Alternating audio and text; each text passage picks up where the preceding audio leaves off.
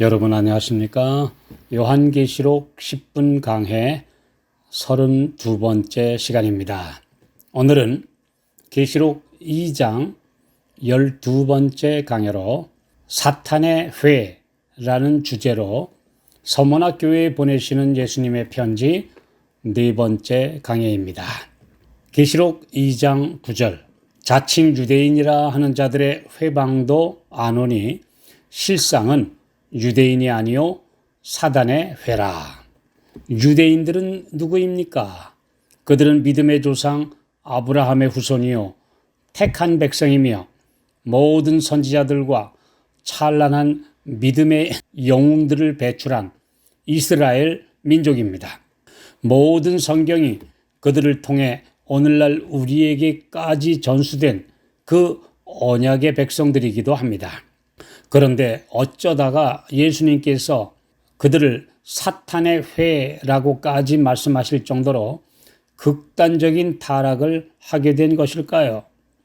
누가복음 3장 8절 그러므로 회개에 합당한 열매를 맺고 속으로 아브라함이 우리 조상이라 말하지 말라. 내가 너희에게 이르노니 하나님이 능히 이 돌들로도 아브라함의 자손이 되게 하시리라. 침례 요한이 광야에서 외친 이 말씀은 그들이 하나님께로부터 버림받은 이유를 말해주고 있습니다. 그들은 혈통적으로 유대인이었으나 가장 본질적인 신분인 하나님의 자녀가 아니었습니다. 하나님의 자녀가 되는 것은 오직 거듭남으로만 될 수 있기 때문입니다. 요한복음 8장 44절 너희는 너희 아비 마귀에게서 났으니 너희 아비의 욕심을 너희도 행하고자 하느니라. 죄된 본성의 성향이 사람 안에 달라붙어 절대 떨어지지 아니하는 것이 곧 마귀의 자식이 되는 것입니다. 예수님을 영접하여 성령이 마음 안에 들어오시게 되는 것이 새로 태어나는 것이며 옛 본성에 대해 매일 죽는 경험을 하므로 새 본성이 예수님에게까지 자라나는 것이 성화의 경험입니다.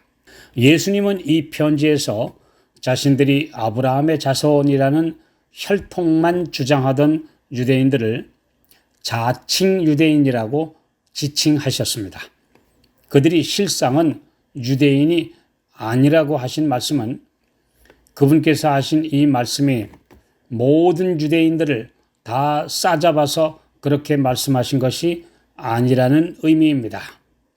정통 유대인이라 하면서 그리스도를 믿는 성도들을 증오하고 핍박하는 자들에게 하신 말씀입니다.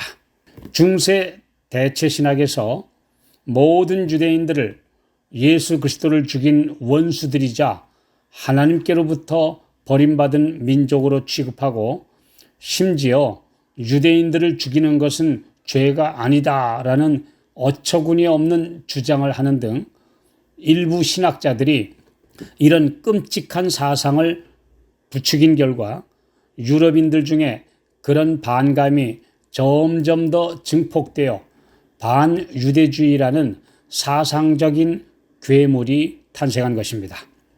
중세와 근대의 여러 문학 작품 속에 등장하는 유대인들은 돈만 아는 수전노예, 인색하고 가난한 사람들을 수탈하는 악인들로 묘사한 경우가 많이 있습니다.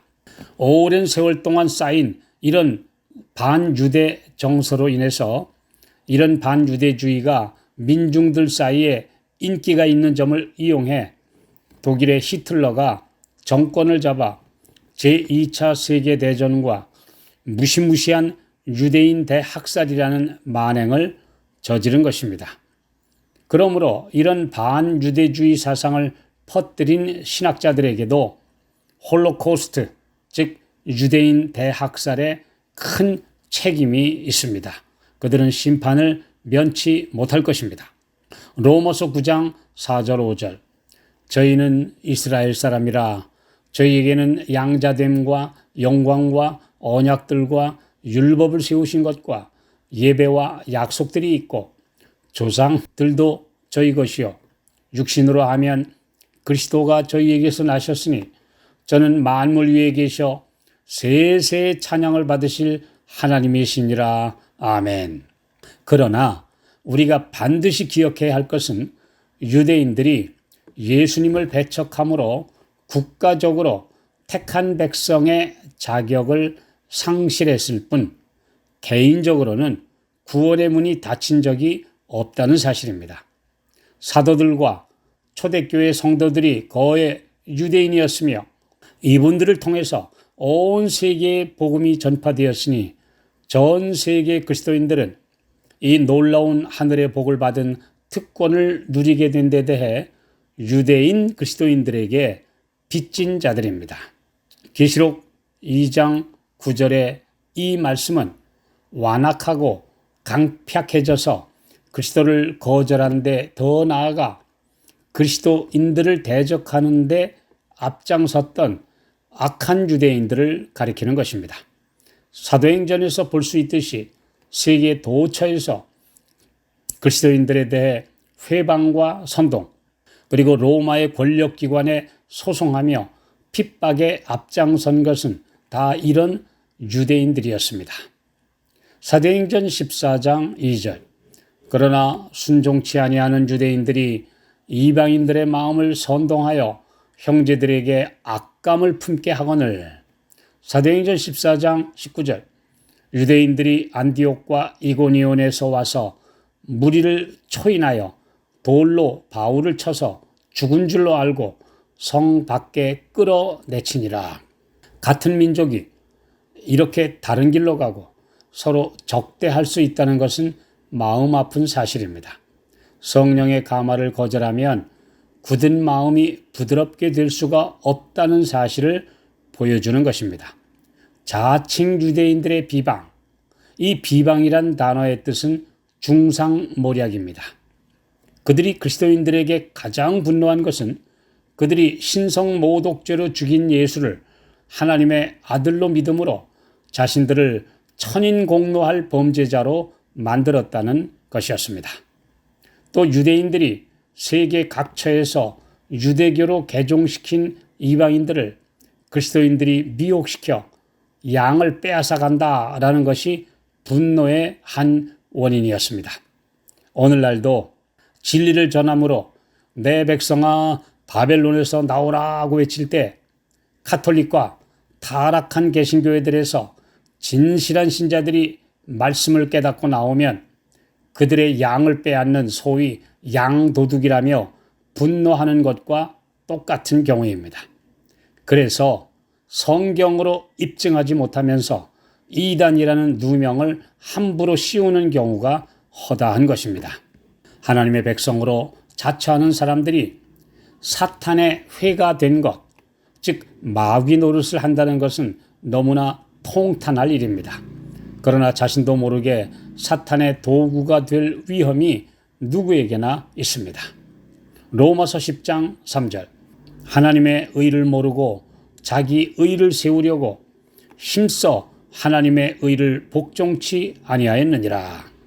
한때 그리스도인을 박멸하는 데 앞장섰던 사도 바울이 바로 이런 경우입니다. 요한복음 16장 2절 때가 이르면 물은 너희를 죽이는 자가 생각하기를 이것이 하나님을 섬기는 예라 하리라.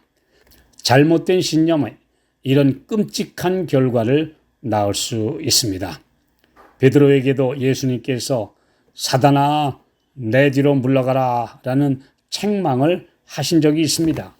나도 모르게 주님과 관계가 멀어지면 옳은 일을 한다면서 그분의 성도들을 핍박할 수 있다는 사실을 우리는 기억해야 합니다. 그러므로 모든 사람들로 더불어 화평하고 아름다운 관계를 맺는 것이 그리스도인들의 올바른 마음의 자세입니다.